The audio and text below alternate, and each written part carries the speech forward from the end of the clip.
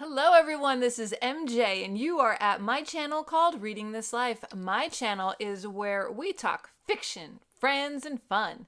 Today, it's a reading/challenge update.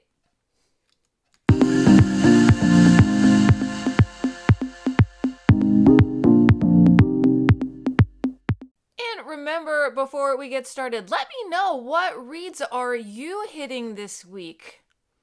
There's a few that I need to get to, but I have these challenges going on and I have these goals set and I am just chipping away. So let's get right into it. First is the Read What You Own challenge. I have made the vow to read 51 books before I purchase with money a book that costs money. So where are we at with that? As of tonight, I will have finished number 19. Yeah, we're almost halfway, almost. So let's talk about the reading week. Okay. All right, so we're going to go to my Goodreads and let's see what we read. All right, so the first thing, I read that first? I guess I did. Okay, so this was number 17 of the Read What You Own challenge, 17 out of 51. Once There Were Wolves. This is by Charlotte McConaghy, and it was such a different book. If you've never heard of this, and you are looking for something that has an ecological vibe, there are a ton of wolves in here, as well as a story about family. We also have a mystery. We have a little bit of thriller. All takes place in Scotland. It's based on the reintroduction of wolves into Scotland. And this book was a trip. There are some things that I didn't expect, some twists and turns. So this is a really, really interesting book because it covers a lot of different themes in this book. It's not just one. And I really enjoyed it. I gave it 3 stars on Goodreads. Yeah, I think I gave it 3 stars on Goodreads because there was a lot going on. Even though I appreciated it, at sometimes I'm like, oh, here we go. We're going off in another tangent again. Propulsive and spellbinding. Charlotte McConaghy's Once There Were Wolves, in the unforgettable story of a woman desperate to save the creature she loves if she isn't consumed by a wild that was once her refuge. There are trigger warning. There is, some animals getting injured, some animals getting euthanized. So know that going into this, Watson wasn't pleased with one of the chapters. So I think that's why I gave it 3 stars. But overall, it was entertaining. I will say it was entertaining. Okay, Once There Were Wolves. That was number 18. No, 17.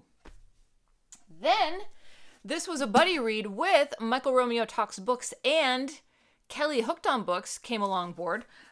This is Kristin Hanna's The Four Winds. This is a story that takes place during the Great Depression. And I will tell you, it was kind of a joy to read. It's totally outside what I normally read. It says, The Four Winds is a rich, sweeping novel that stunningly brings to life the Great Depression and the people who lived through it, the harsh realities that divided a nation, and the enduring battle between the haves and have-nots, a testament to hope, resilience, and the strength of the human spirit to survive adversity. The Four Winds is an indelible portrait of America and the American dream, as seen through the eyes of one indomitable woman whose courage and sacrifice will come to define a generation. Thoroughly enjoyed this. And the part that I love the most, see this sucker? It's pretty big, right? I crushed this over the weekend. I crushed this book. This was, I don't read fast, people. Okay. 451 pages. Crushed it in a weekend. Now, it was a long weekend, but did it, and I did 3 reading sprints this week. If you have never attended a reading sprint, let me tell you, it's the bomb. Why is it the bomb? Because there's no distractions. You are reading. You are dialed in, you are focused, you are reading. You are reading with other people in the virtual world. You're taking breaks in between chunks of sprinting, and you're chit-chatting, and like you're getting a break, and then you're diving right back in. So we did 35-minute sprints mostly, and we took 7-minute breaks in between to chit-chat, catch up, see what everybody's reading, etc., etc. It was a pure joy, a pure joy. I did 3 of them in a row. I did Saturday, Sunday, Monday. This Sunday, I'm going to host a reading sprint. All are welcome.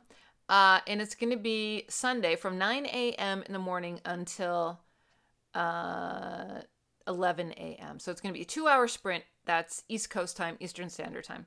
So if you want to get some intense reading done, come on over to my channel. Hit the bell and get notified when I go live. All right, so this was number 18 of the challenge. If you never read it, I completely recommend it. Completely outside my genre, completely outside what I normally would read. I was entertained and I liked it. There you go. I gave this 4 stars. Then we went a little sci-fi, people. I wanted something quick. I wanted something short. I wanted something different. So we did All Systems Red by Martha Wells. That was a lot of fun. All Systems Red by Martha Wells. I gave 4 out of 5 stars. Let me read you the blurb. As a heartless killing machine, I was a complete failure. In a corporate-dominated spacefaring future, planetary missions must be approved and supplied by the company. For their own safety, exploratory teams are accompanied by company-supplied security androids. But in a society where contracts are awarded to the lowest bidder, safety isn't a primary concern. On a distant planet, a team of scientists is conducting surface tests, shadowed by their company-supplied droid, a self-aware sec unit that has hacked its own governor module and refers to itself, though never out loud, as the Murderbot. Scornful of humans, Murderbot wants it to be left alone long enough to figure out who it is. But when a neighboring mission goes dark, it's up to the scientists and Murderbot to get to the truth. Tell you what, this was jam-packed. It was exciting. It had all of the elements that I wanted in a sci-fi audiobook. This was an audiobook. It's only 3 hours long. And I enjoyed it so much that I downloaded the second one. And the second one is called Artificial Condition. And these are by Martha Wells. So I haven't started that. It is on Libby, so I'm going to be listening to that. And there's a ton of them too. I don't know how many novels there are, but let me know. Are you a fan of Martha Wells? Have you read this? Do you enjoy it? I was thoroughly entertained, and the narrator was really good too. Then today, so that was not Read What I Own. That was just a book for the month.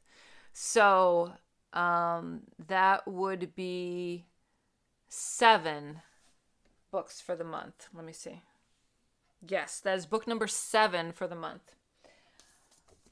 Book number 8 and number 19 of the Read What You Own challenge. Are you following along? Okay. I wanted something completely different, so I went back to high school. The Glass Menagerie by Tennessee Williams. Menagerie. I remember reading this in high school with my favorite English lit teacher. And it brought back a lot of memories. And I'm telling you what, I started it this morning. It is short. It is a screenplay. And the way it's written, it's just lovely. And it paints such a clear picture in your head. So I think I'm almost halfway through. It's 100 pages, but it's fantastic. So if you want to get a little retro vibe, get a little high school vibe going on, get down with the Glass Menagerie. There are some words used in here that I kind of raised my eyebrow to, and I'm like, what? But, it was written for that time, I guess. Okay, so no play in the modern theater has so captured the imagination and heart of the American public as Tennessee Williams' The Glass Menagerie. As Williams' first popular success, it launched the brilliant, if somewhat controversial, career of our preeminent lyric playwright. Since its premiere in Chicago in 1944, with the legendary Laurette Taylor in the role of Amanda, Menagerie has been the bravura piece of great actresses from Jessica Tandy to Joanne Woodward, and is studied and performed in classrooms and theaters around the world. It's lovely. Arthur Miller says, the revolutionary newness of the Glass Menagerie was its poetic lift, but an underlying hard dramatic structure is what earned the play its right to sing poetically. And I would agree. So if you're looking for a little shorty to get in your TBR, to get in your stacks, I recommend this. I'm only halfway done, but I'm going to finish it probably after I film tonight. So this will be number 19 of the Read What You Own challenge. We're getting there, people. And then I have the second in the Martha Wells Murderbot story, which is kind of fun. All right. Basically, that's it. Oh, and then, let me grab this. Hold on. I'll fill you in with what I'm reading next. Not like it's a TBR, but just what I picked. So Glass Menagerie, I'm going to finish tonight. Then we have, I've been talking about this one a lot on my channel, Legends and Lattes. Have you read this? I'm hearing nothing but cute things. Nothing but people saying it was one of my favorite books last year. It has such a cozy vibe. It is absolutely fantastic. So I am looking forward to this. I have to get through 2 other books before I get here, though. So the other one that I'm reading besides The Glass Menagerie is a book called Anon Pls. Do you know what Anon Pls means? If you do, leave me a comment in the comment section. Ready? Here's the description. From the creator behind DeuxMoi, the popular and infamous celebrity gossip Instagram account, comes a fun, charming debut novel that's a perfect combination of Devil Wears Prada, Gossip Girl, and smile and look pretty. Anon Pls is for those looking for a fun escape and anyone who wonders, what is it really like to be DeuxMoi? When Cricket Lopez, assistant to one of the most notorious celebrity stylists, revamps her own style Instagram account and turns it into a celebrity gossip blog on a drunken whim, she never thinks it will become anything. It's just a way to blow off steam after a terrible day at work, where her nightmarish boss screams at her and blames her for some 18-year-old influencer screw-up. But when the account grows overnight and even wilder, when she starts getting gossip from fans, juicy gossip, she has to face the facts. Her Instagram is now famous. She is now famous. Though no one knows that she is behind the account, its newfound success is affecting her real life. Her boss wonders why she's disappearing on her job. Her friends are increasingly irritated by her dedication to the account, and she has celebrities, investors, and journalists approaching her with bright-eyed interest. Plus, there's a steamy new love interest who she meets through her online persona, except she has no idea if she can truly trust his motives. But as the account grows and becomes more and more famous, she has to wonder, is it the fame? Is it the insider access? Is it the escape from real life? Really worth losing everything she has. And that is Anon Pls by DeuxMoi. If you don't know the account DeuxMoi, it was a lot of fun on Instagram. It is a gossip site, and people just put in sightings of celebrities and talk about celebrities and things like that. So if you like a little bit of that, I recommend DeuxMoi. I'm only like a couple pages in, but it has that same flavor, that same vibe of a Devil Wears Prada type deal. So I'm reading this, then that, then this week. That's where we are. Let's see. The Get Off Your Phone challenge. I can't check my stats. Let me shut this down and check my stats. Okay, so I just checked my stats and it's telling me that I'm another 8% down from last week, which is awesome. And YouTube is number one. That's the number one app that I use. And I know I've been watching a lot of YouTube because I want to watch my friends and fellow creators and what they're doing. Number 2 used app is Discord because I'm pretty active on there. I think number 3 is YouTube Studio. I'm in the studio a lot. And then it's like Libby, text messages, all kinds of other stuff. But there's no IG. Oh yeah, there's no IG, which is good. Now, when I said that I deleted my Instagram for my channel, Reading This Life. My dog still has an Instagram. And I'm not going to link it below or anything like that, but if you could find it, you know it's him. And I'm not deleting that because he's my baby. And I honestly don't go on it because the only things that are on there is dogs. So once in a blue moon, I'll post a picture for all of his doggo friends, and you know, his doggo friends post all the time. So it's just one of those things, but I'm not deleting that. Come on. And I'm not even on it that much. So yeah, so that's where we are. The Sound and Vision project is the Bowie project that I am participating in, led by our own David Wiley. On the team of participants is Jack from Spread Book Joy, Gareth at Book Songs and Other Magic. We also have Revenant Reads, and there may be some other people that are participating in this, and we are listening to all of Bowie's albums in order for the entire year. Right now, we are on The Man Who Sold the World, that was released in 1970.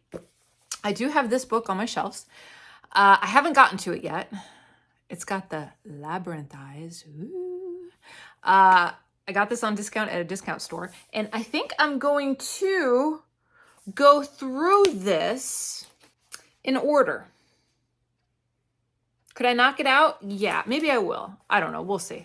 But it's broken up into his eras. So we have, let's see, it started with, oh, look at David Bowie. Look at David Jones. He only knew what was ahead of him. There's Ziggy. All right, so it's broken up into eras. So London Boy, 1947, 1967. Then we have All the Mad Men, 1968 to 1970. And then it continues from there. So I think I may do that as well, is read this along with the albums that we're listening to. So I would have to get up to page 32 to catch up. So I think that's what I'm going to do. I think that'd be a nice way to, you know, add a little extra Bowie into the mix. So that's the album for the next 2 weeks. I think it goes until January 28th. David Wiley, I will leave a card to his video. He has the entire schedule of when the album should be listened to. And there is a Voxer group that you can join in if you're interested. Hit me up on Voxer, and I will let people know that you're interested and add you. Okay, everyone. And if you want to get a heck of a lot of reading done, this is me from this week, plus one audiobook. Woo-hoo! Sprinting is the way. Come on, join along and sprint. Sound stupid, look stupid, you get a lot of stuff done. You get a lot of reading in. That's it. It's dialed in reading, focused reading with friends on the side. It's cool. And if you have done sprinting, you know, let me know. What are your favorite sprints? What kind of sprints do you like to do? I like to do 35-minute sprints because it gives you enough time to really get into your book, right? Okay. Okay, everyone, that is it here from me. I am going to make supper and finish my glass menagerie. So I hope you are all doing well. Make sure you are taking care of yourself so you can take care of others. And I will see you in my next video, whether it be sooner or later. So until next time, everyone, goodbye for now.